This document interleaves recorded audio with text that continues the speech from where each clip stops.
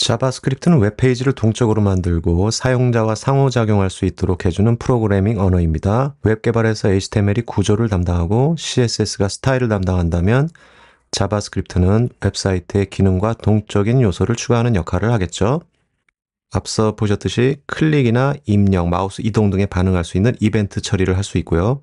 자, 그리고 문서 내용을 변경할 수 있어요. 도큐멘트 오브젝트 모델이라고 하는데요. HTML 요소를 동적으로 변경할 수 있습니다. 자, P 요소를 선택한다는 뜻입니다. 자, P 요소 안에 새로운 내용으로 업데이트 해 보겠습니다.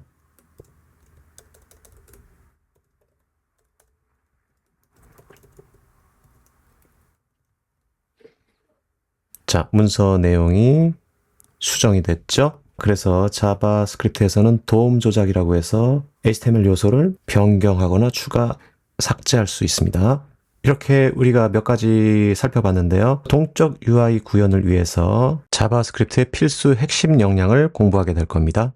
메뉴창 열기 닫기, 모달창 띄우기, 애니메이션 효과 등을 구현할 수 있을 겁니다. 자, 그럼 다음 시간에 본격적으로 자바스크립트에 대해서 공부해 보도록 하겠습니다. 다음 시간에 뵐게요. 자, 이번 시간에는 변수에 대해서 공부해 볼게요. 자바스크립트에서 데이터를 저장하고 활용하려면 변수를 선언해야 됩니다. 변수란 값, 데이터라고 하죠. 그래서 값을 저장하는 상자예요. 보통 컴퓨터 메모리에 저장된다고 합니다. 자, 컴퓨터는 우리가 입력한 데이터를 기억해야 하는데, 자, 이렇게 변수를 선언을 해서요.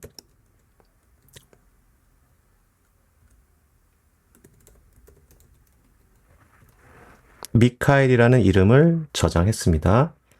다시 꺼내서 사용하고 싶으면, 자, 여기서는 콘솔 창으로 이름을 출력해 보도록 하겠습니다.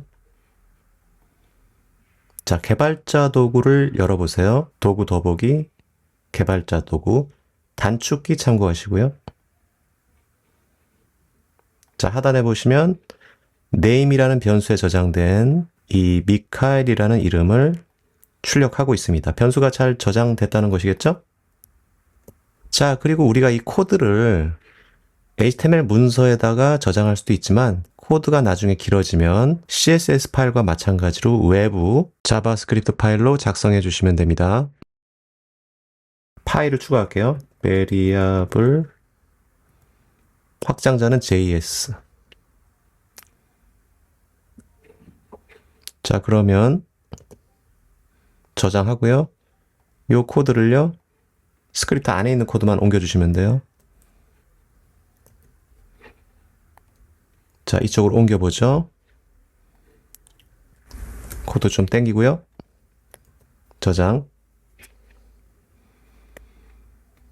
자, 그리고 index.html. 자, 자바스크립트를 연결해 주셔야 됩니다.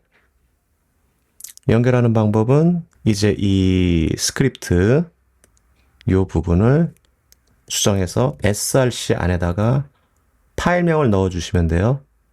자, 같은 경로에 variables js s가 빠져 있어요. 요거 빼고요. 자, 저장. 자, 자바스크립트가 연결돼서 잘 실행이 되고 있습니다. 자, 이런 방식을 외부 자바스크립트, 외부 자바스크립트 연결 방식이라고 합니다. variable js, 변수를 선언하는 방식은요, 크게 세 가지가 있는데요. let, const, bar가 있습니다. 먼저 let으로 선언했었죠. 자, 이 let은요, 값을 언제든지 변경할 수 있어요. 그리고 변수를 처음에 만드실 때 let으로 선언해 주셔야 돼요. name이라는 변수를 선언한다는 뜻입니다. 중복 선언할 수 없고요. 예를 들어서 let이라는 이름을 선언했잖아요. 자, 근데 밑에다가 또 이렇게 선언하시면 안 된다는 거죠. 여기 빨간색으로 코드창에 표시가 되고 있죠. 이렇게 선언하시면 에러 나요. 자, 개발할 때 다른 사람이 똑같은 변수 또 사용하면은 혼선이 발생하겠죠. 절대 하시면 안 되고요. 뭐 이런 식으로 다른 이름으로 하시면 되죠. name to. 아시겠죠? 자, 이 렛 변수는 값을 변경할 수 있어요. 그래서 이거 지우고요. 처음에 미카엘이었는데 변수니까 변경할 수 있다는 뜻이죠. 자, 이런 형태로. 자, 콘솔로 출력해보죠. 미카엘이었다가 권으로 바뀌었죠. 자, 뒤에 지우고. 자, 변수가 바뀐 걸 확인했어요. 자, 그리고 이 콘솔에서 이 변수명 보시면은 줄이 거져 있는데요. 오류는 아니지만 일종의 경고입니다. 자바스크립트 내부에서 사용하는 예약어, 이런 것들은 피해줘야 됩니다. 자, 고유의 이름으로 만들어 주시기 바랍니다. my name으로 하죠. 자, 참고해 주시고요. 네, 대부분의 변수는 값을 변경할 수 있어야 되겠죠. 업데이트 같은 거 해야 되니까. 근데 상수값이라는 게 있어요. 상수값은 값을 변경하면 안 되는 거거든요. 자, 예를 들어서 상수는요, const로 선언할 수 있습니다. 자, 앞에 선언을 const로 해주세요. 파이 값 같은 거, 공식에 반영되는 상수값이죠. 3.14. 이런 거는 이제 변하면 안 된다는 거예요. 자, pi 변수를 만약에 이런 식으로 변경했어요. 그럼 공식이 틀려지잖아요. 그죠? 자, 콘솔로 찍어보죠. 오류가 납니다. assignment to constant variable at. 그래서 변경되면 안 되는 고정값이기 때문에 에러가 났어요. 자, 주석 달아보세요.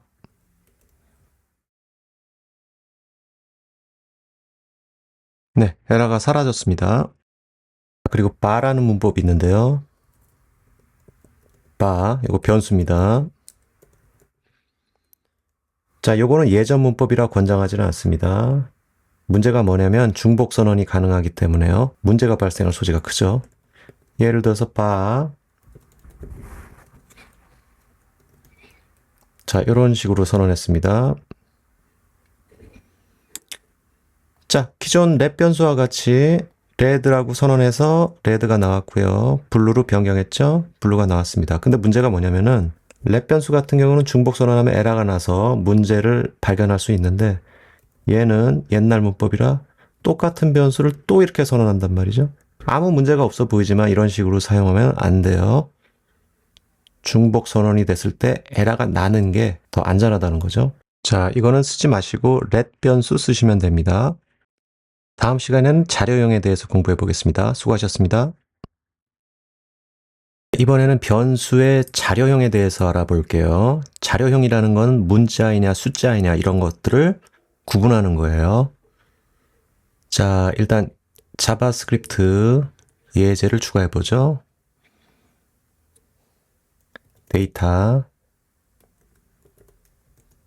types라고 할게요. JS EX 폴더 안쪽에 있어야 되겠네요. 드래그해서 다시 옮길게요. move. 자, 이 안에 있어야 됩니다. index.html. 자, 자바스크립트 파일을 불러와야죠. 점/이라고 하시고요. 현재 경로를 의미합니다. 데이터 언더바 타입스 JS. 자, 연결했습니다. 데이터 타입스 JS. 자, 자료형. 문자 타입이 있습니다. let my name.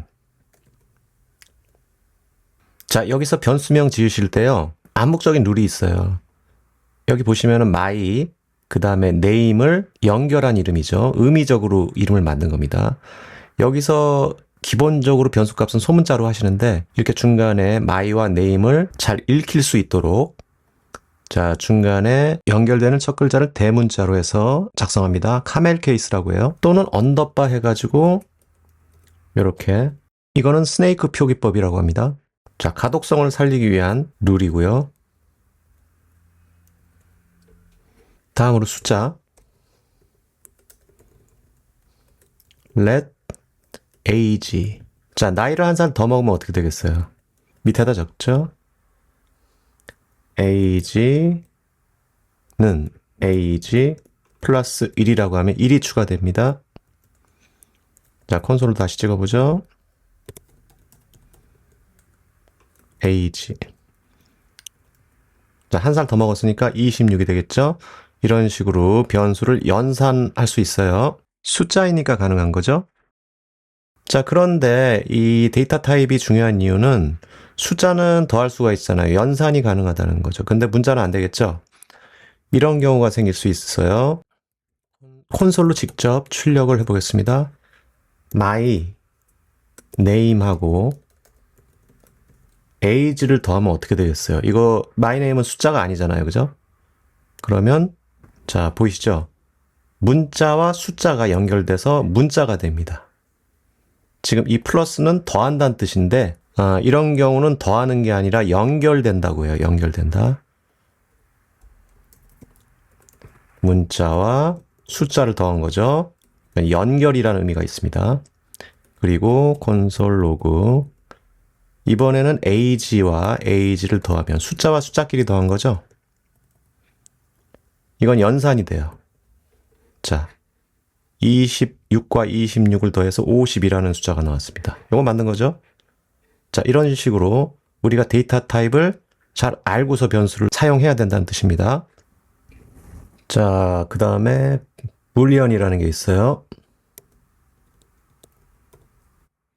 요거는 참이냐 거짓이냐를 따집니다.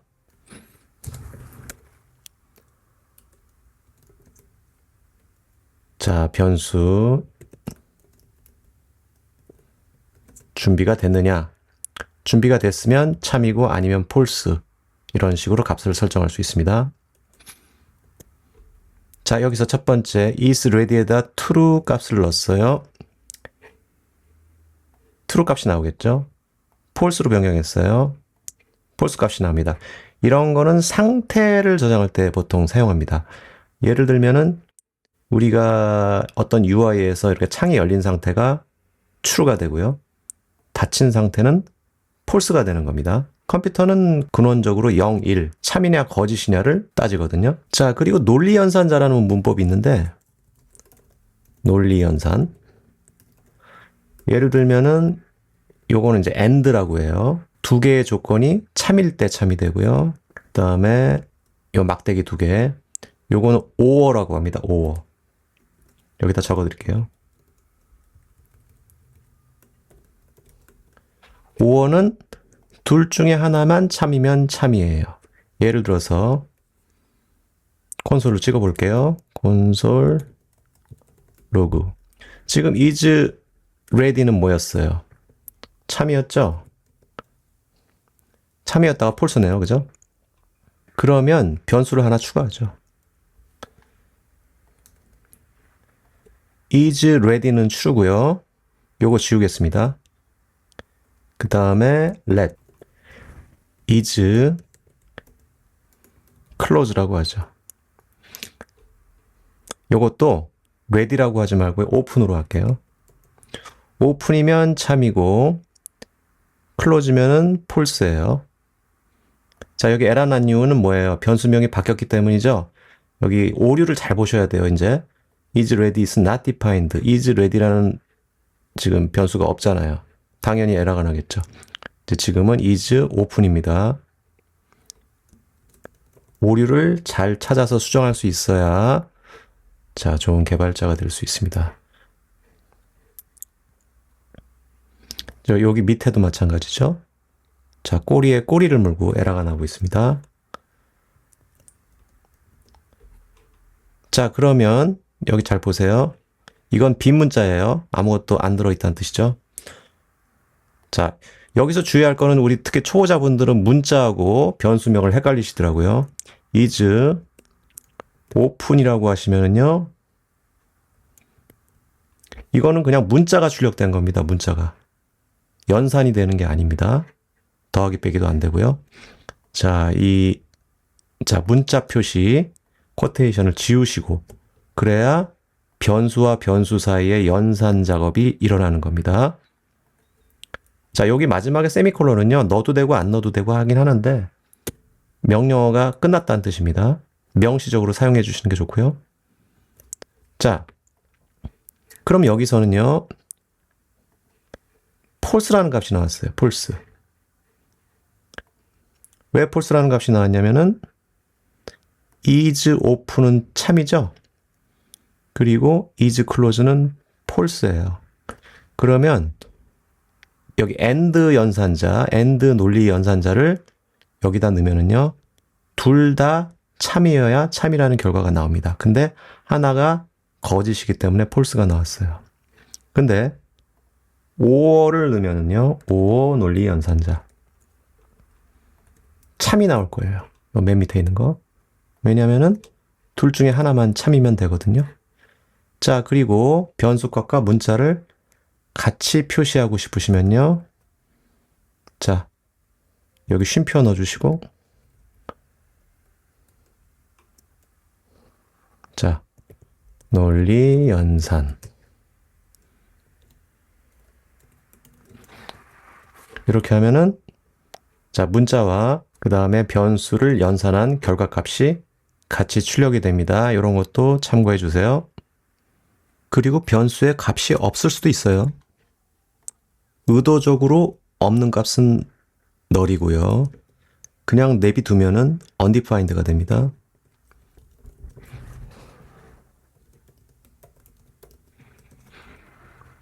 자, 이렇게 의도적으로 널이라는 값을 넣으면 개발자가 아무 값도 없다라는 걸 명시적으로 입력한 것이고요. 그 다음에 밑에 보시면은 undefined 이 부분은 좀 지울게요. 개발자가 undefined를 직접 할당하는 것은 권장되지 않고요.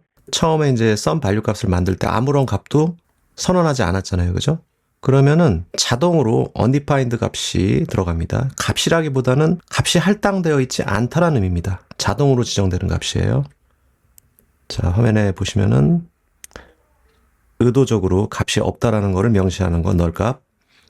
아무것도 입력하지 않으면은 자동으로 값이 정의되어 있지 않네요라고 해서 undefined라고 값이 들어갑니다. 그리고 자료를 대량으로 생성할 때 쓰는 타입인데요. 배열과 객체가 있습니다.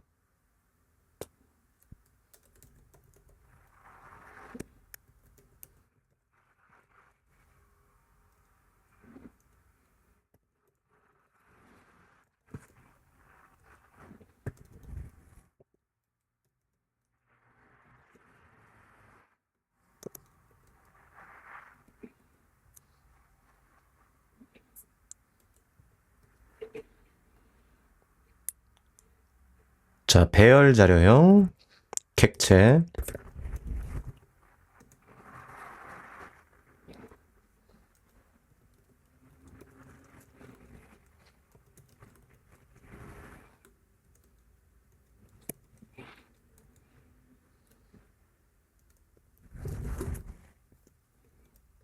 자, 이런 식으로 자료를 변수 안에 여러 개를 저장할 수 있어요.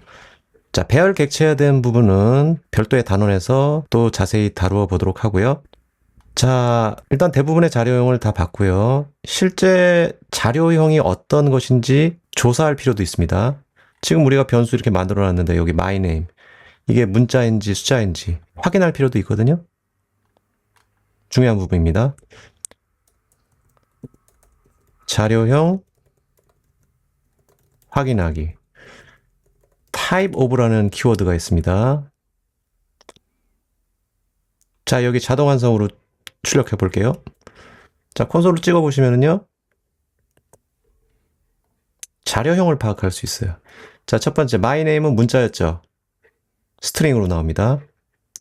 age 숫자였죠. 넘버로 나옵니다. is open 불리언이었죠. 불리언으로 나오죠.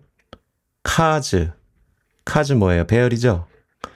그리고 요 객체예요.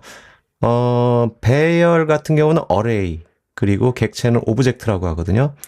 type of 키워드로 배열과 객체를 확인하면 둘 다 오브젝트로 나와요. 하지만 실제로는 배열과 객체는 자료형이 다릅니다. 배열과 객체를 구분하는 방법이 물론 있습니다. 일단 여기까지 하고요. 자, 이렇게 자료형을 조사하는 방법까지 살펴봤습니다. 수고들 하셨고요. 다음 시간에 뵙겠습니다. 네, 코드가 길어지게 되면 반복되는 내용이 많아질 거예요. 그래서 우리는 함수를 만들어야 됩니다. 함수란 어떤 작업을 수행하는 코드 묶음이에요. 필요할 때마다 실행할 수 있어서 코드를 재활용할 수 있습니다. 자, 함수를 쓰게 되면요, 같은 코드를 반복해서 쓰지 않아도 되고요. 코드 재사용성이 높아지죠. 코드가 읽기 쉽고 유지 보수가 쉬워지게 됩니다. 그리고 복잡한 작업을 기능별로 작은 단위로 나눌 수 있습니다. 그래서 본격적인 프로그래밍을 하려면 함수 단위로 개발하게 됩니다. 자, 그럼 function.js 파일을 준비해 주시고요. 자, 함수 작성하는 문법은요,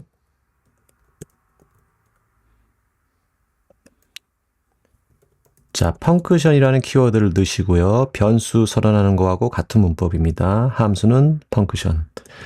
그리고 여기 함수명을 작성해 주세요.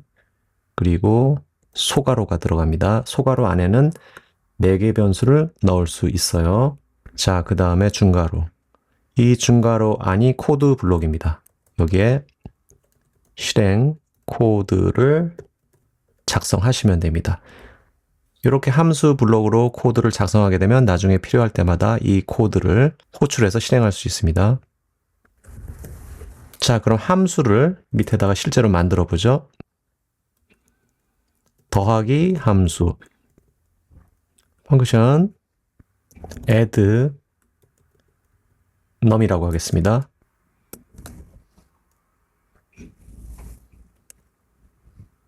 자, 여기 보시면은요, 더하기 함수를 만들었는데요.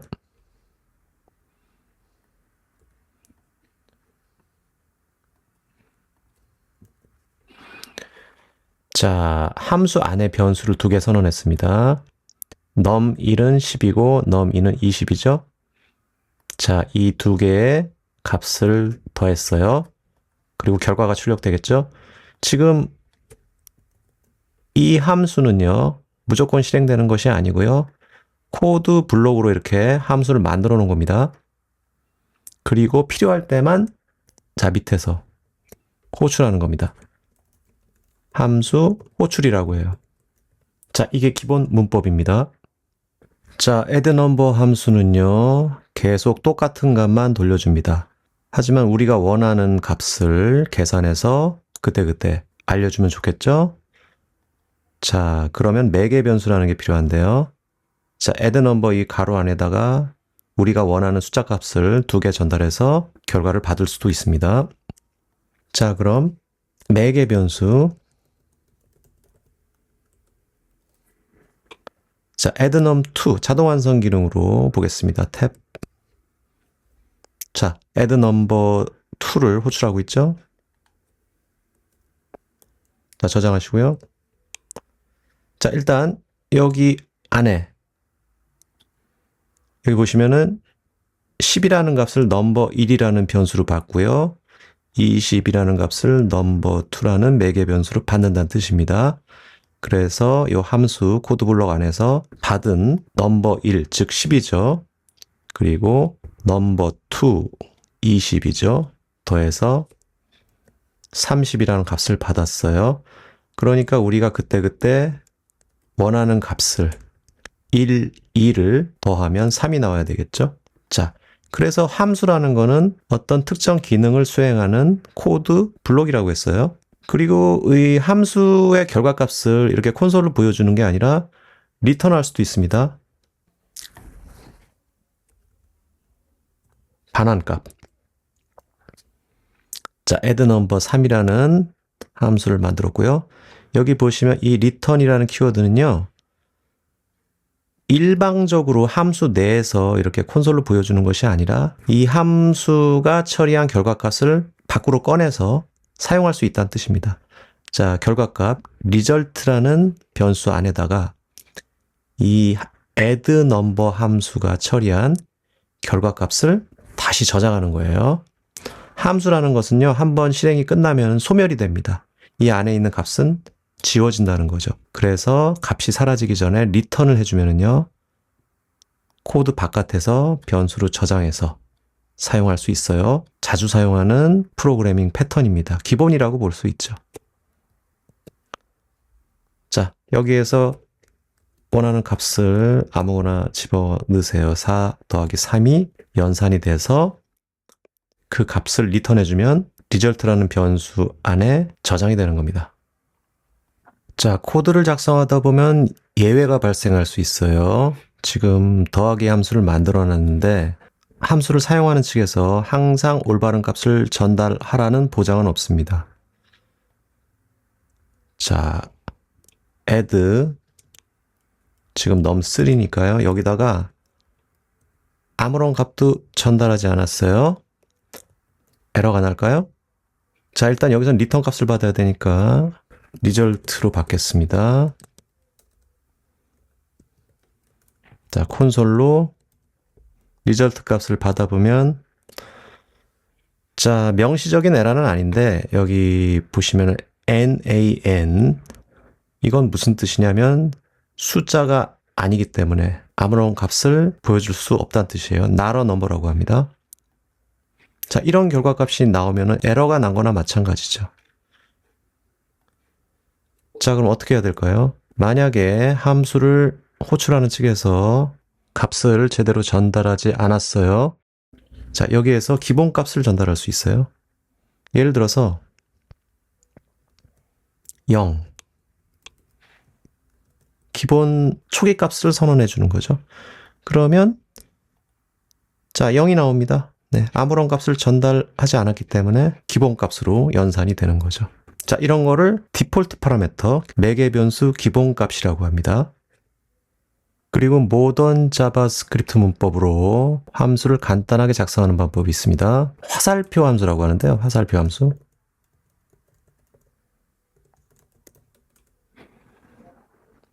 자, 변수 형태로 선언을 합니다. 예를 들어서 const 변수.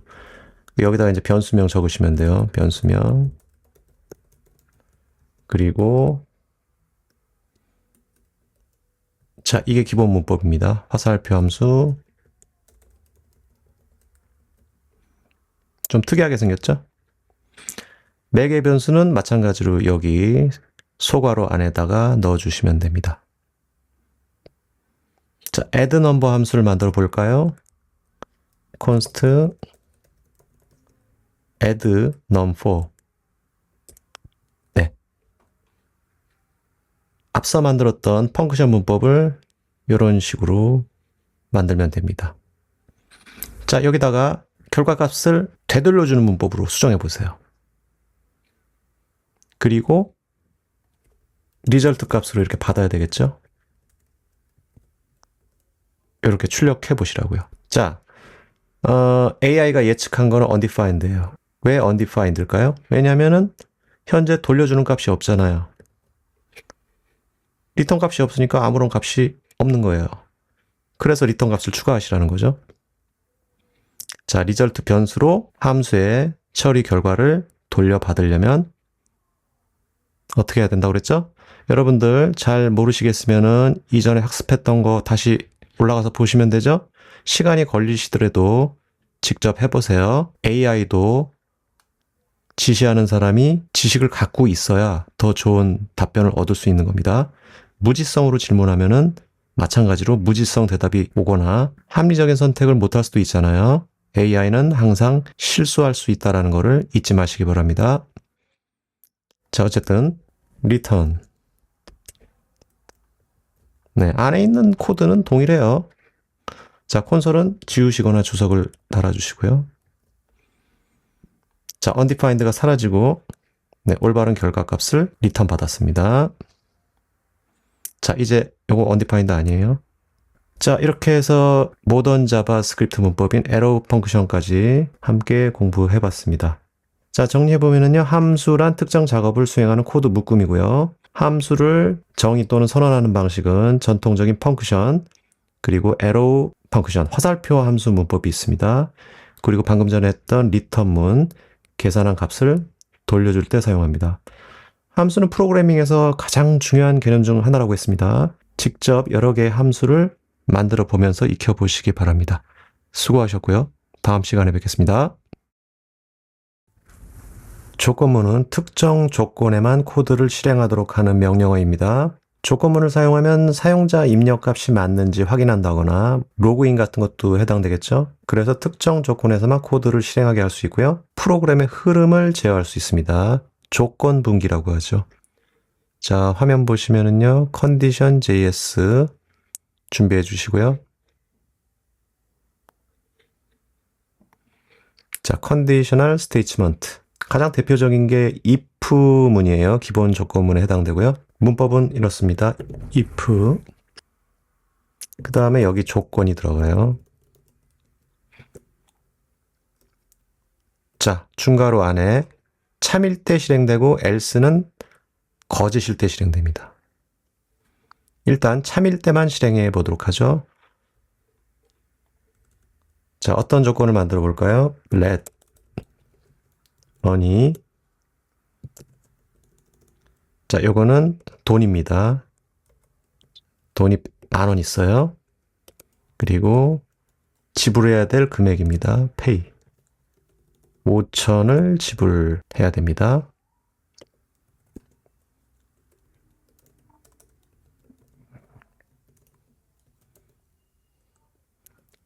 자, 그럼 조건문을 통해서 자, 돈이 pay보다 많아야 되겠죠? 비교 연산자라고 합니다. 크거나 또는 같아야 돈을 지불할 수 있습니다. 자, 이 조건에서 실행되는 코드 추가해보죠. 콘솔 로그 결제가 가능합니다.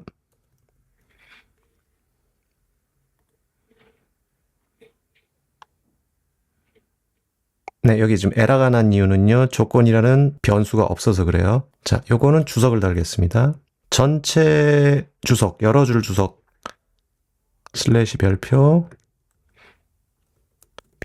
슬래시. 자, 결제 가능으로 표시가 되고 있습니다.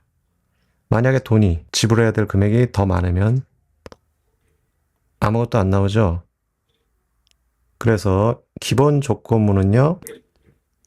자, 여기 참일 때만 실행되게 돼 있어요. 만약에 지금 같은 상황이면은 잔액이 부족합니다. 뭐 결제할 수 없습니다. 이런 조건 판단을 해야 된단 말이죠. 자, 그래서 else문을 추가하겠습니다. if else가 되죠. 자, 결제 가능, else, 결제 불가능. 확인해 볼까요? 결제 불가능으로 뜨고 있죠. 자, 정리하면은 if else문에서 자, 첫 번째 if 블록은 참일 때 실행이 되고요. else문은 거짓일 때 실행이 됩니다. 이걸 조건 분기라고 합니다. 비교해야 할 조건이 많은 경우도 있어요. 봄, 여름, 가을, 겨울이라든지 뭐 요일 같은 거 비교한다든지. 여기선 좀 간단한 거로 해볼까요? else if문인데요. 아니면 조건을 계속 추가하는 겁니다. 간단한 금연 프로그램을 만들어 볼게요. 자, 변수 no smoke year라고 하겠습니다. 금연을 얼마나 참았는지 연 단위로 1이면은 1년을 참은 겁니다. 금연 기간. 자, 조건문으로 만들어 볼게요. 만약에 no smoke year가 10년을 경과했으면 자, 10년을 경과하면요. 제가 참 자료를 봤더니 거의 최대치예요. 10년 경과. 암 발병률이 비흡연자와 같아진대요.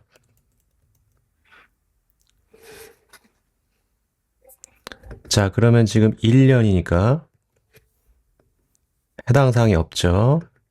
10년 이상 금연을 해야 결과가 나옵니다. 자, 다시 1로 돌려놓을게요.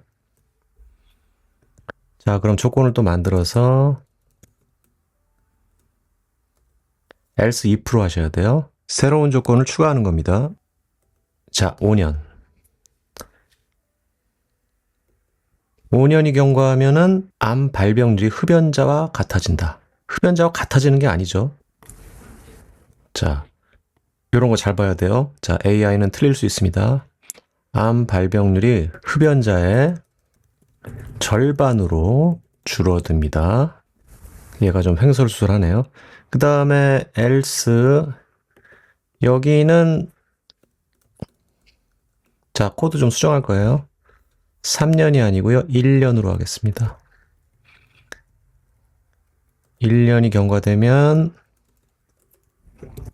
심장마비 위험이 절반으로 줄어든대요.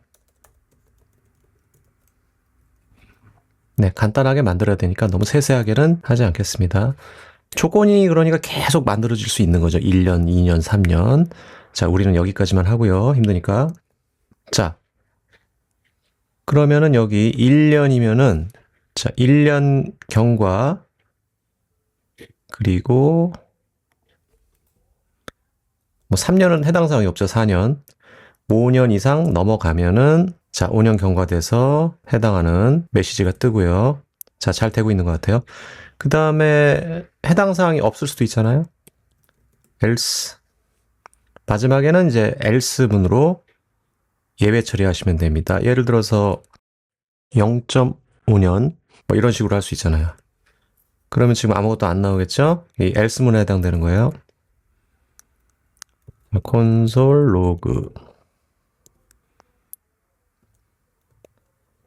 아직 최소한의 기간 1년이 지나지 않았습니다. 화이팅. 자, 분발해야 되겠죠? 담배 끊는 거 참 힘들어요. 자, 그러면 여기 이제 1년 미만인 경우에는 화이팅 메시지가 뜨고 있습니다. 이런 식으로 조건이 많을 경우에는 else if로 쭉 조건을 연결해 주시고 마지막에 예외인 경우 else로 마무리해 주시면 됩니다. 그리고 조건문과 연산자를 이용해서 짝수, 홀수를 구분하는 로직을 작성할 수 있어요. 연산자라는 건 이제 더하기, 빼기, 곱하기, 나누기 같은 건데요.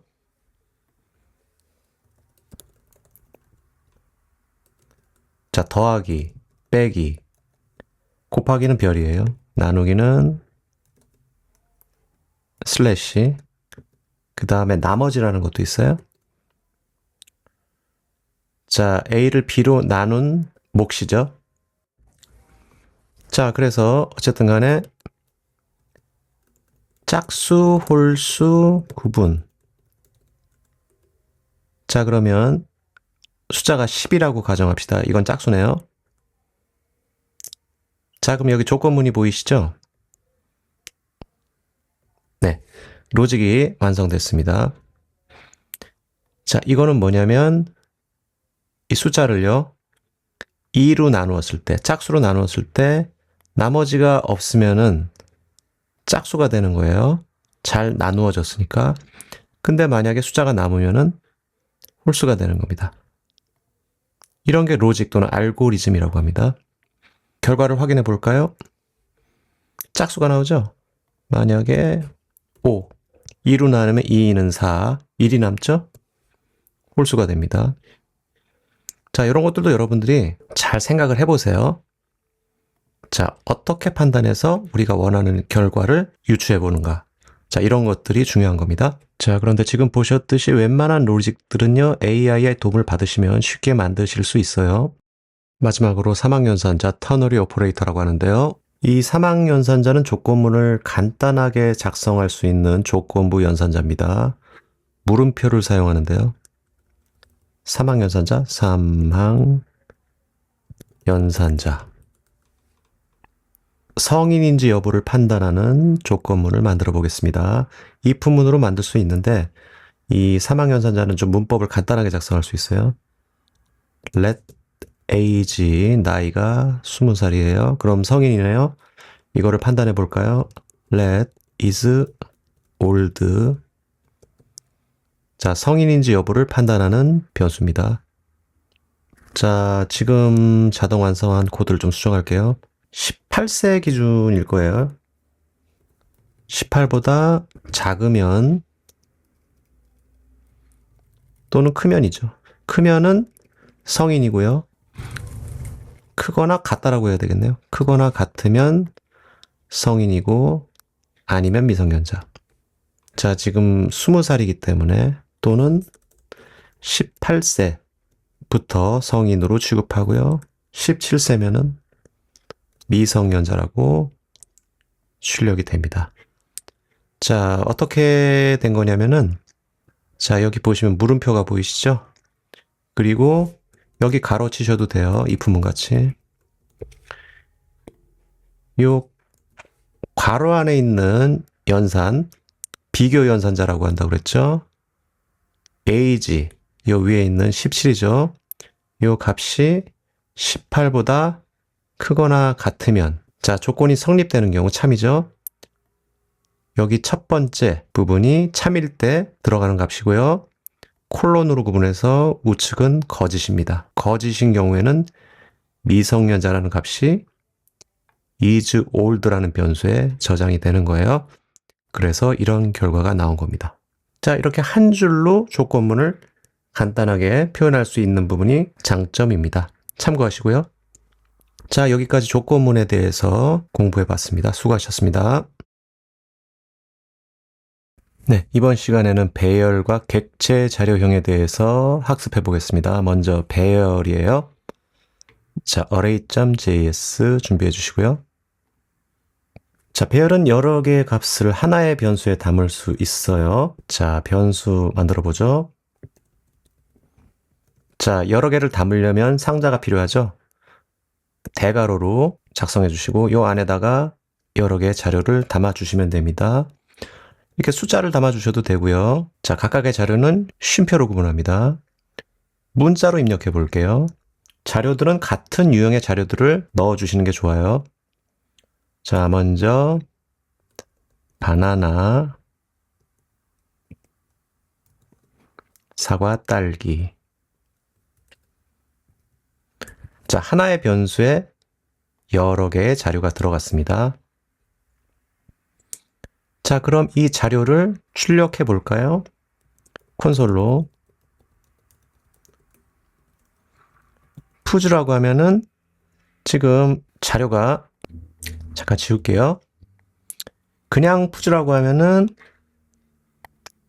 자, 한꺼번에 자료가 보이게 되죠. 자료를 여러 개 담는 이유는 한꺼번에 담아놨다가 필요한 자료만 꺼내서 사용하기 위해서죠. 방금 전에 보셨듯이요. 자, 개별적으로 자료를 조회하시려면요. 아까 대괄호가 있었죠. 이런 식으로. 자, 0번부터 시작해요. 인덱스 번호라고 하는데 바나나가 0번 자료, 사과가 1번 자료, 딸기가 2번 자료 이렇게 순차적으로 저장이 되고 조회할 때도 대괄호에다가 자료 번호죠. 인덱스 번호를 넣어서 꺼내 볼 수 있습니다. 자, 여기 콘솔 창 보시면 바나나, 사과, 딸기 순차적으로 보여지고 있습니다. 그래서 자료 조회할 때는 인덱스 넘버로 조회하시면 되고요. 배열은 0부터 시작하는 인덱스 번호를 가지고 있다. 이렇게 정리하시면 되겠습니다. 그리고 배열의 길이를 참조할 수도 있어요. 여기 자료가 3개잖아요. 배열 길이. 배열 길이는 length라는 프로퍼티가 있는데요. 콘솔 로그로 확인해 보죠. 자, 배열 자료 뒤에다가 점해서 이건 객체 문법이라고 해요. length라고 적으시면 요거는 프로퍼티라고 합니다. 속성. 자, 저장하시고 3이라는 숫자가 나옵니다. 자료가 3개니까요. 자료를 추가해 보시면 자, 4가 되죠. 4개의 자료가 들어있다. 이것도 아주 중요한 속성입니다. 그리고 배열의 값을 추가할 수도 있어야 되겠죠. 자, 배열의 값 추가하기. 자, 지금 여기 예제 보시면은 직접적으로 배열 번호를 지정해서 추가하는 방법도 있고요. 자, 이런 방식이 있어요. 푸즈 뒤에 push라는 프로퍼티가 있습니다. 요거는 함수 또는 메서드라고 해요. 우리가 함수를 작성할 때 요 가로 안에다가 4개의 변수를 집어넣죠. 그럼 여기에 들어갈 값을 적어주시면 돼요. 자, 생뚱맞게 만두를 추가했는데요. 자, 자료 뒤에 만두가 추가됐습니다. 그래서 이 배열 번호를 지정하는 거는요, 추가뿐만 아니라 특정한 배열을 변경한다는 뜻도 있어요. 자, 여기 4번이 아니고 0이라고 하면은 이 바나나의 자료가 토마토로 변경이 될 거예요. 그렇죠? 그래서 인덱스 번호를 지정하시면은 특정 인덱스 번호의 자료를 변경한다는 의미가 있습니다. 그리고 푸시는 배열 뒤에다가 자동으로 추가해주는 기능이에요. 자, 배열. 이건 추가하는 기능. 요거는 추가뿐만 아니라 변경이 가능하다. 어떻게? 인덱스 번호를 지정해서 해당하는 자료를 추가하거나 변경할 수 있다. 자, 이렇게 정리하시고요. 다음으로 객체 변수를 볼게요. 자료용이라고 하죠. 배열하고 다른 점은 조금 규칙이 복잡한 자료들을 담을 때 사용합니다. 배열은 일정하게 숫자면 숫자, 문자면 문자 이런 형태로 규칙성을 가지고 저장하는 게 일반적이고요. 자, 일단 예제를 만들어 볼까요? 객체 오브젝트라고 합니다.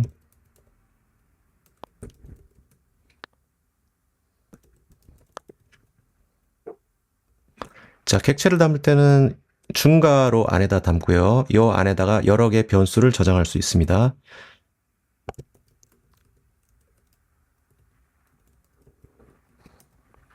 자, 그리고 피카츄는 타입이 정기죠.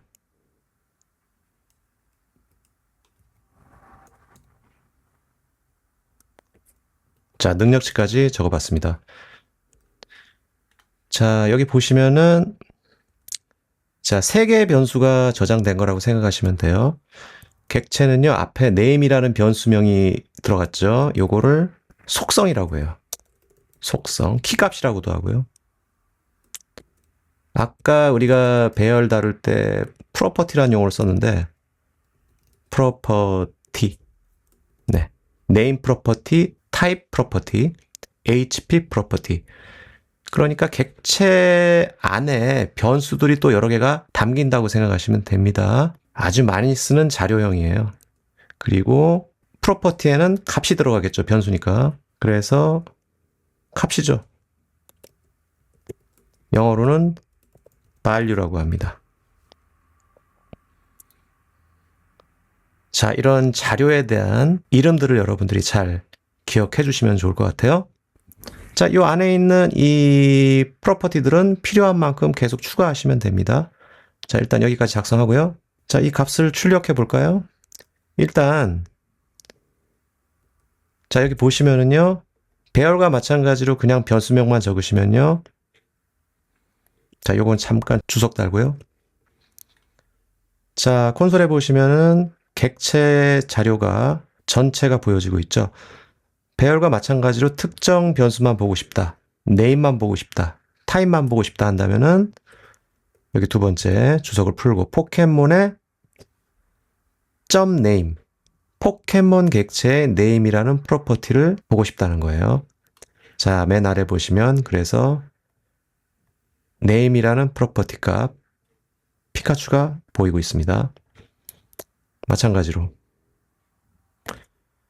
포켓몬 객체의 타입 정기죠. 자, 그럼 잠시 시간 드릴 테니까 포켓몬 객체의 HP 값을 출력해 보세요.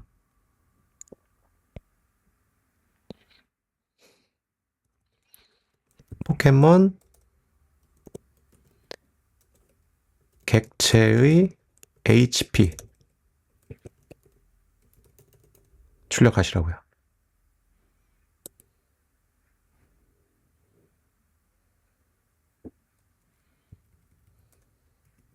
자, 요거죠?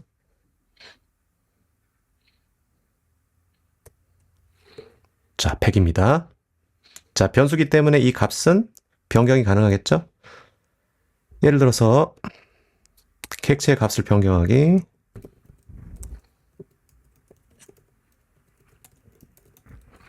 자, HP 값을 변경해 봅시다. 포켓몬 객체.hp 200으로 수정했습니다. 자, 확인. 200으로 변경됐죠? 자, 이렇게 자료를 사용하시면 됩니다. 자, 값을 추가할 수도 있어요.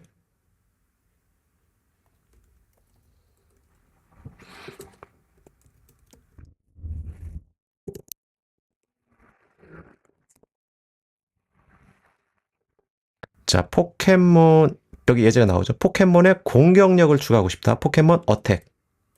자, 100이라고 했습니다. 그리고 포켓몬 객체를 출력해보죠. 자, 여기 콘솔창 확인해 보시면 어떻습니까? 어택이라는 속성이 추가됐죠? 자, 그리고 참고적으로 우리가 지난 시간에 기억나는지 모르겠는데 변수 공부할 때 객체하고 배열하고 같은 자료형으로 나왔어요. 기억나세요? 자료형 타입 오브로 했었죠? 타입 오브. 자, 타입 오브 포켓몬 오브젝트로 나와요. 그러면은 우리 푸즈 이거 배열이잖아요. 어레이. 콘솔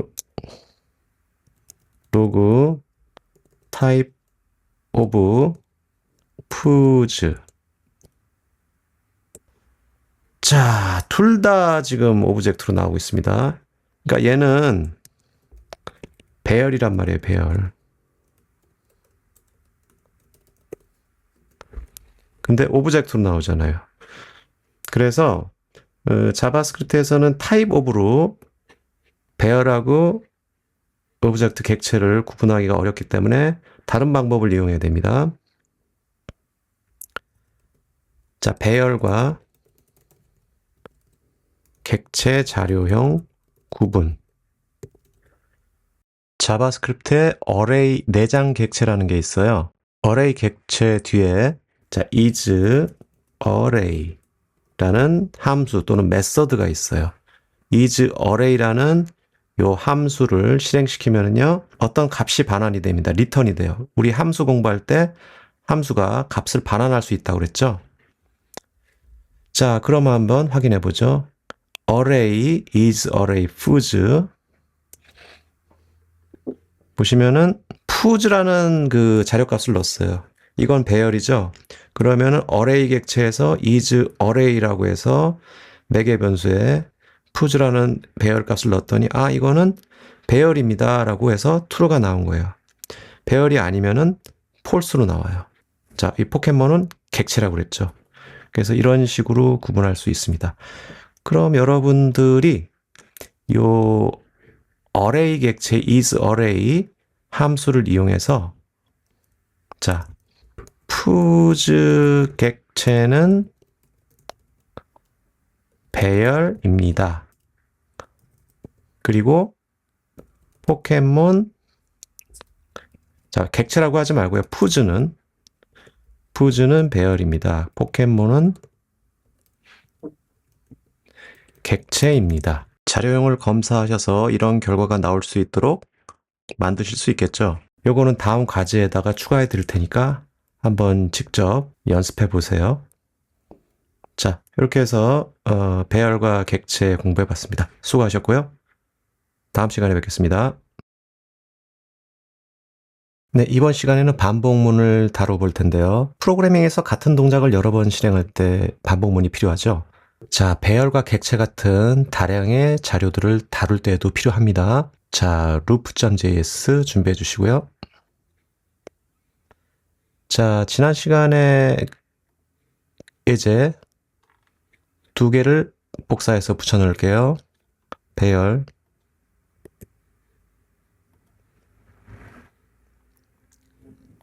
자, 객체.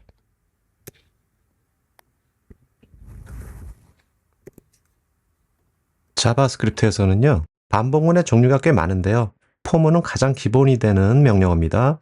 모든 언어 공통이고요. 자, 여기 보시면은요, 안에 변수를 선언했네요. i라는 변수명은 임으로 작성하시면 되고요. 이 첫 번째 거는요, 배열의 인덱스 번호를 의미합니다.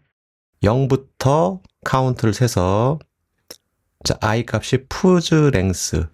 두 번째 변수는 이 배열의 길이만큼 카운트를 세겠다는 겁니다. 자, 그리고 카운트를 매 반복할 때마다 1씩 증가시켜서, 자, 1, 2, 3, 4 카운트가 종료되면은, 자, 루프 반복이 끝나는 거예요. 정확하게는 배열 번호가 0부터 시작하니까 0, 1, 2, 3이 되겠네요. 자, 이게 포문이고요. 자, 자료값이 순차적으로 들어갔죠?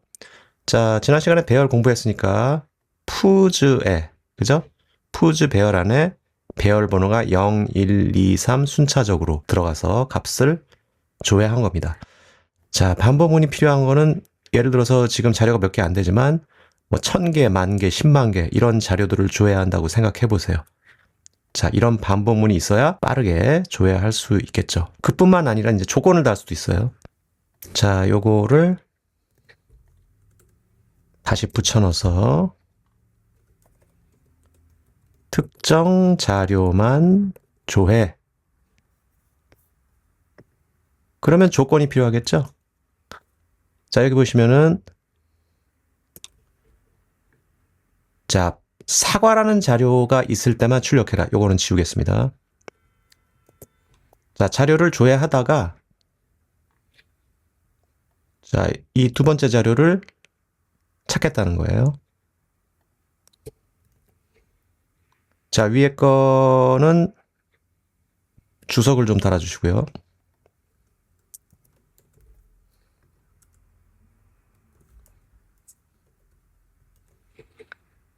네. 사과일 때 출력해라. 그리고 사실 내부적으로는 계속 반복을 하고 있습니다. 보여주는 것만 사과를 보여줄 뿐이에요. 그래서 지금 이 자료의 수만큼 계속 반복이 되기 때문에 이렇게 쭉 찾다가 사과를 찾았으면은 처리가 끝난 거예요. 지금은 처리가 끝난 게 아니고요. 끝까지 다 찾습니다. 보여주는 것만 사과를 보여준다는 뜻이에요. 그래서 효율적으로 작업을 하려면요. 여기 사과를 찾아서 보여주면 끝이잖아요. 뒤에 거는 더 들여다볼 필요가 없죠. 그래서 사과를 찾았으면은, 자, if문에서 사과이면은 출력을 하고요. 자, 반복을 종료하시려면은 return이라고 하시면 돼요. return. 아, 여기서는 그 return이 아니고요. break네요, break. 함수를 중단할 때는 return으로 할 수 있고요. 반복문에서는 break라고 해야 됩니다. 자, 지금은 눈에 보이지 않을 수 있지만은요. 자료가 뭐 몇만 개, 뭐 몇십만 개 된다고 생각해 보세요. 그죠? 불필요한 처리를 방지할 수 있어요. 자, 그래서 포문은요. 전체를 조회할 수도 있지만은 이렇게 필요한 부분만 검색을 한 다음에 자, 반복을 중단할 수 있다. 자, 근데 이 포문은 문법이 좀 장황하죠? 옛날 문법이라 그래요. 여기다가 뭐 변수 이렇게 지정하고 뭐 카운트 세고 이런 거 귀찮잖아요. 그래서 개선된 문법이 있습니다. for 문입니다.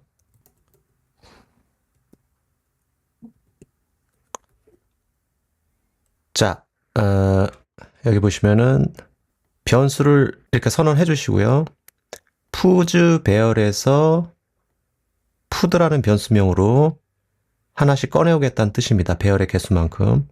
위에 있는 거에 비해서 문법이 매우 간결하죠. 자, 변수명, of, 배열명 이렇게 지정해 주시면 됩니다.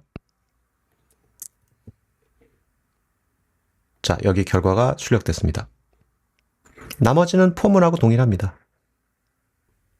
자, 이번에는 배열 전용 반복 메소드라고 하는데요. 함수예요, 함수. 모던 자바스크립트에서는 함수 문법을 많이 씁니다. 자, 새로운 배열을 만들어 볼까요?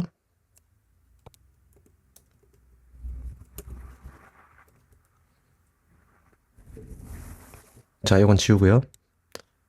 앞에 배열명을 적으시고요. 뒤에다가 for each, 요게 함수 또는 메소드라고 합니다. 그리고 요 안에다가요, 함수를 이렇게 작성하셔야 돼요. 자, 요런 문법을 뭐라고 하냐면은 콜백 함수라고 합니다. for each도 함수고 그 함수 안에 어떤 결과를 처리하는 처리문이 함수로 들어가거든요. 자, 그럼 일단 여기 매개 변수에다가 배열값을 넣어줘야 돼요. 자, 카라고 변수명을 넣어주세요.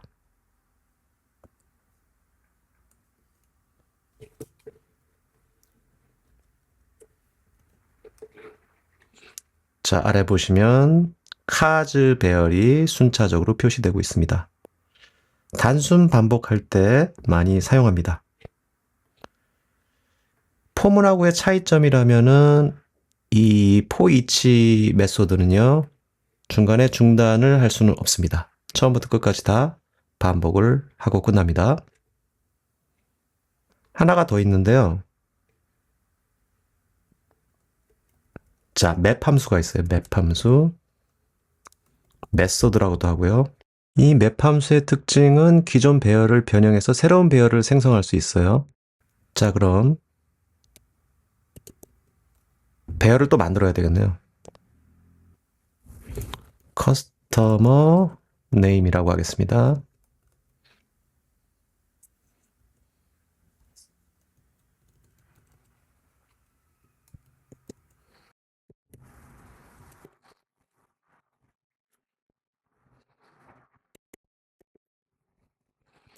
자, 이런 이름을 만들었어요.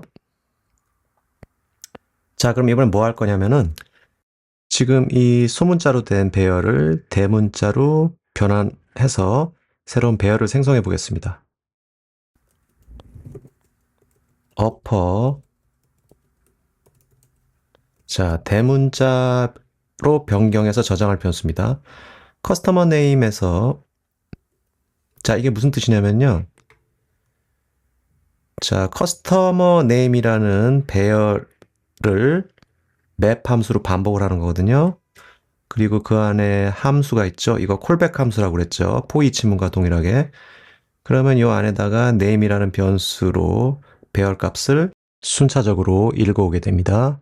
그리고 각각의 이 name 값들을 반복하면서 여기 뒤에 to uppercase라는 메소드는요. 여기 소문자를 대문자로 변경하는 함수예요. 그리고 그 결과를 return을 합니다. return을 하면은 요 배열 값들을 자, 대문자로 변경한 다음에 upper name에다가 배열로 다시 저장을 해줍니다. 자, 그럼 확인을 해보죠. upper name 콘솔로 찍어보면 되겠죠. 원래 값은 소문자였는데 대문자로 변환된 새 배열이 만들어진 겁니다. 자, 그래서 이 맵 함수는요, 반복뿐만 아니라 변수로 받아가지고요, 리턴 값을 새로운 배열을 만들어낼 때 사용합니다. 자, 반복문이 꽤 다양하게 있는데요. 지금 다루어 본 것들은 다 배열에 관련된 것이죠. 그러면 다음에는 객체를 반복하는 부분에 대해서 마지막으로 살펴보겠습니다. 자, 이번에는 포켓몬 객체 안에 있는 프로퍼티를 기준으로 해서 조회해 보는 겁니다. name, type, HP. 자, 이런 자료들이 있잖아요. 기본적인 원리는 이 앞에 있는 변수명 키값이라고 하죠. 이 키값을 기준으로 조회를 하는 겁니다. 자, 객체 반복문은 for in이에요. 자, 자바스크립트에서는 반복문이 너무 많아서 좀 헷갈립니다. 뭐 일부러 외우실 필요는 없어요. 다 찾아보면 나오니까. 자, 포. 자, 문법 잘 보세요. 포 오버하고 비슷하죠? 자, 요거는 그냥 정하면 돼요. A라고 하셔도 되는데 키 값이기 때문에 의미적으로 변수명 지정한 겁니다. 키는 이 앞에 부분 프로퍼티라고 그랬죠? 자, 포켓몬 객체 안에서 키 값으로 조회하라는 뜻입니다. 자, 안에 있는 자, 변수들을 조회하고 있는데 여기 보시면은 키는요. 이 앞에 속성 프로퍼티를 의미하고요. 그리고 두 번째 값을 조회할 때는요. 포켓몬 배열에서 키 값으로 조회하고 있습니다. 내부적으로 보면 배열로 조회를 하는 거네요. 자, 이렇게 해서 객체 반복문까지 공부해 봤습니다. 수고하셨고요. 다음 시간에 뵙겠습니다. 코드가 길어지면 한 파일에서 관리하기 어려워지게 되는데요. 코드를 기능별로 여러 파일로 나누어 관리하는 방법을 모듈 단위 개발이라고 합니다. 특정 기능을 별도의 파일에 만들어 두고 다른 여러 파일에서 사용 가능하도록 하여 범용성이나 유지 보수를 높일 수 있습니다. 자, 그럼 먼저 main.js를 만들게요. 메인이 되는 자바스크립트 파일입니다. 엔트리 파일이라고도 해요. 여기에 우리가 그 외부의 모듈 파일을 만들어서 합칠 거예요.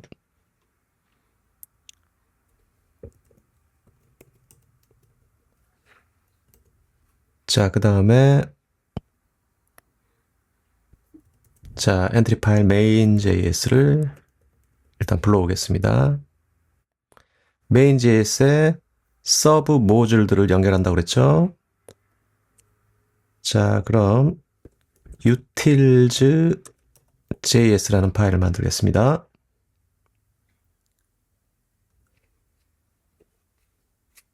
자, 여기에 우리가 필요한 함수나 값들을 만들어 주시면 돼요. 자, 먼저 const 자, 인사하는 함수를 만들어 보겠습니다. 자, 함수를 만들어 보죠. 변수를 먼저 만들고요. 이름이 없는 익명 함수를 변수에 대입할 수도 있습니다. return 안녕하세요. 자, 그러면은 요 main.js에서 요 util.js 모듈을 가져와야 되는데요. 그냥 가져오는 것이 아니고 모듈을 외부에서 쓸 수 있도록 export라고 해줘야 됩니다. 그러면 main.js에서 가져올 수 있어요. 자, 가져올 때는 import. 자, 여기 보시면은 이 중괄호 안에다가 이 export된 그리트 함수를 모듈 방식으로 가져온다는 뜻입니다. 자, 그러면 이 그리트라는 함수를 실행하면요. 이 밖에서 작성한 함수가 실행되는 거예요. 확인해 볼까요? 자, 에러가 났습니다.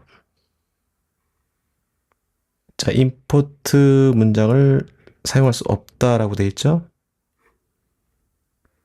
근데 이 모듈 방식을 사용하려면은요, 여기 스크립트 불러올 때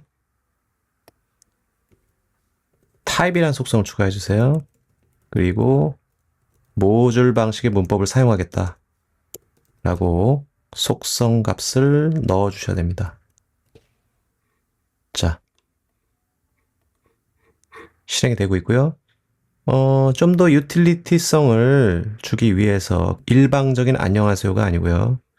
여기다 이름을 받아가지고 안녕하세요 누구누구님 네임님 자 이렇게 적어주시면 좋을 것 같습니다. 자 지금 네임 매개 변수를 전달받지 않았기 때문에 undefined로 나옵니다. 자 메인에서 함수 호출할 때 안녕하세요 둘리 자, 매개 변수를 전달하면 안녕하세요, 둘리님이라고 나오죠. 그리고 참고로요. 여기 리턴문으로 요 값을 지금 전달해주고 있죠. 이렇게 플러스 연산자로 하셔도 되는데 요즘에는 이렇게 안 하고 지금 밑에 있는 거 요런 문법을 많이 씁니다. 이게 더 간단하잖아요.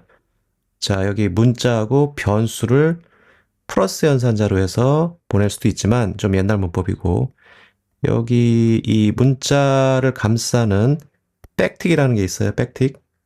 그 좌측 상단 ESC 밑에 있죠? 그래서 이 안에다가는 문자하고 달러 중괄호 안에다가 변수를 입력해서 같이 표시할 수 있습니다. 템플릿 리터럴 문법이라고 합니다. 자, 함수를 하나 더 만들어 볼까요? 기능이 여러 가지가 있을 수도 있잖아요. 자, const add 더하기 함수.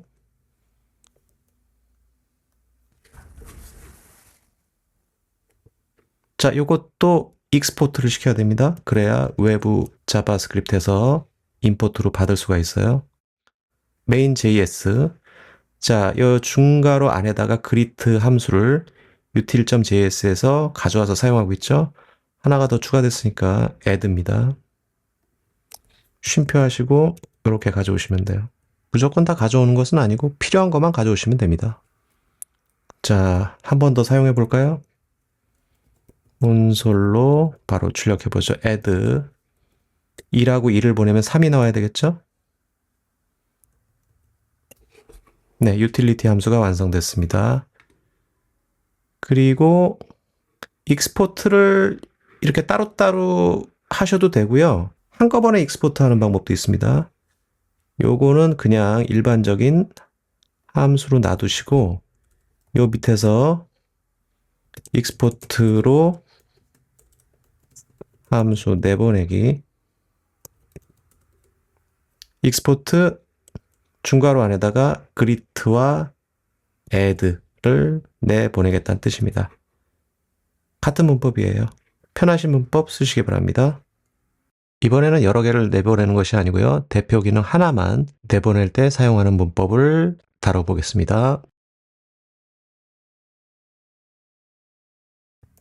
message.js 추가. 자, export default라는 문법이 있어요.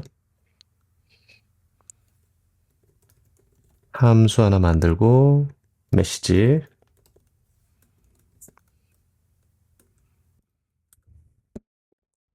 백틱 문법.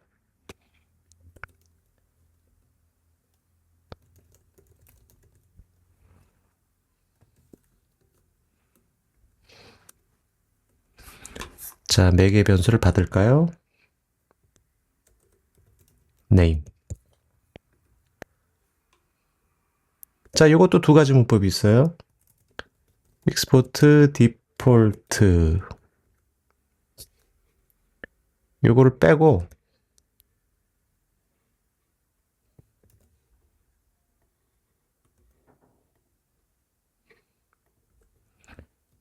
export default. 그 다음에 함수를 변수명으로 받아서 익스포트 해주셔야 됩니다. 익명 함수로 작성해서 변수에 대입하는 문법이 있었죠. 그러면 메시지. 네, 이렇게 하는 문법도 있어요. 자, 그러면은 main.js에서 불러올 때, 자, 대표 모듈은요, 그냥 중괄호 빼시고요. 하나만 불러오는 것이기 때문에 이렇게 하시면 됩니다. 확인해 보죠. 둘리는 중복이 되니까